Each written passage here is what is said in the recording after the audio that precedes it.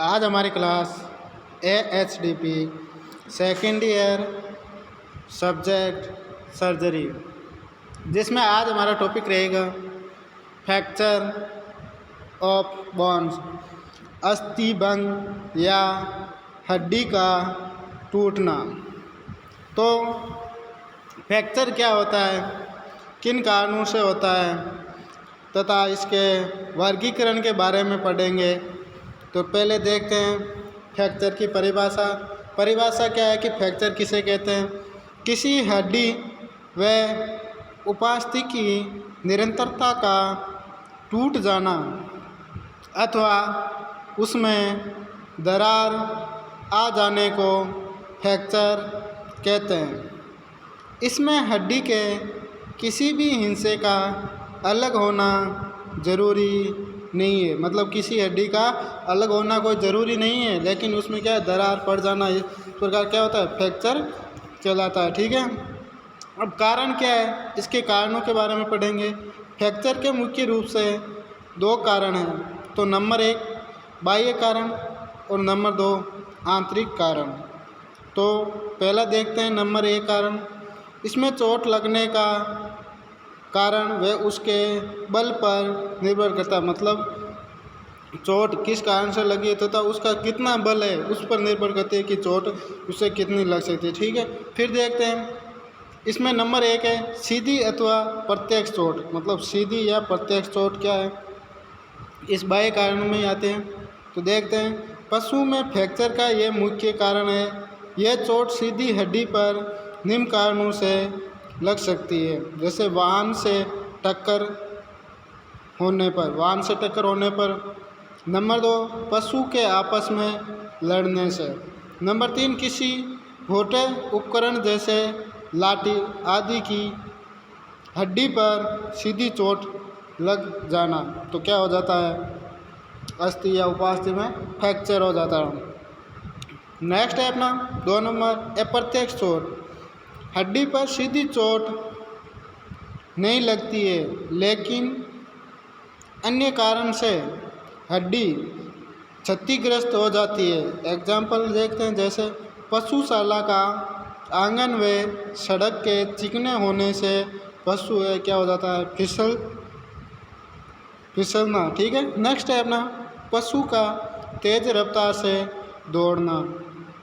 Number 3 कारण क्या कहता है, पशु के दौड़ते समय कूदते समय हड्डी का असामान्य रूप से मुड़ना।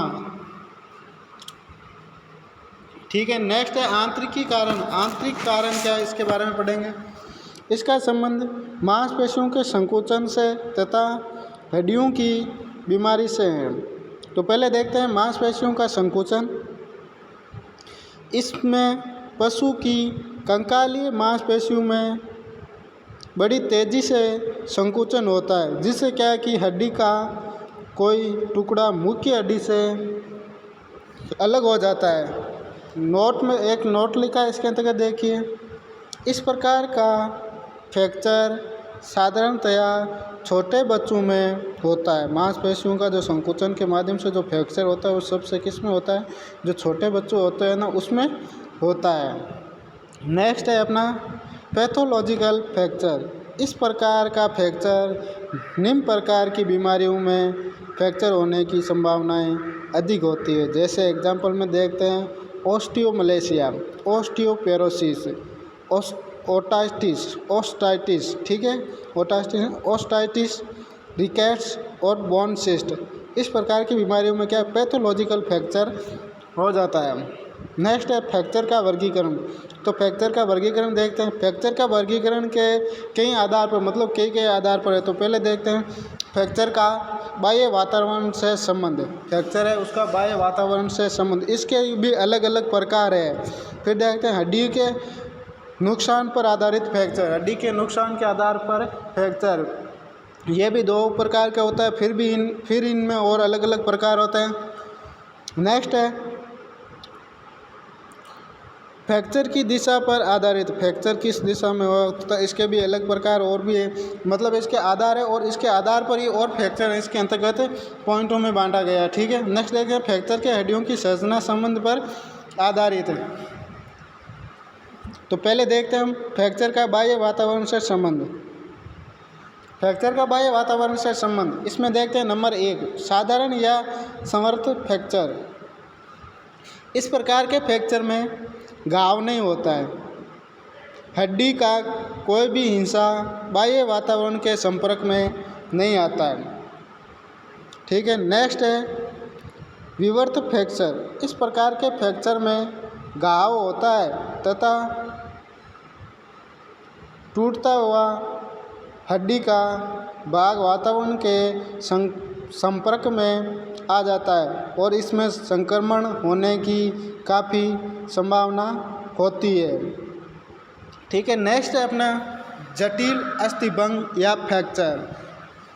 वे फ्रैक्चर या अस्थिभंग जिसमें उसके हड्डी के आसपास की वाहिनियाँ, नर्वे आदि भी क्षतिग्रस्त हो जाते हैं अथवा टूटी हुई हड्डी किसी आंतरिक गुहा में घुस जाती है। जैसे एग्जाम्पल में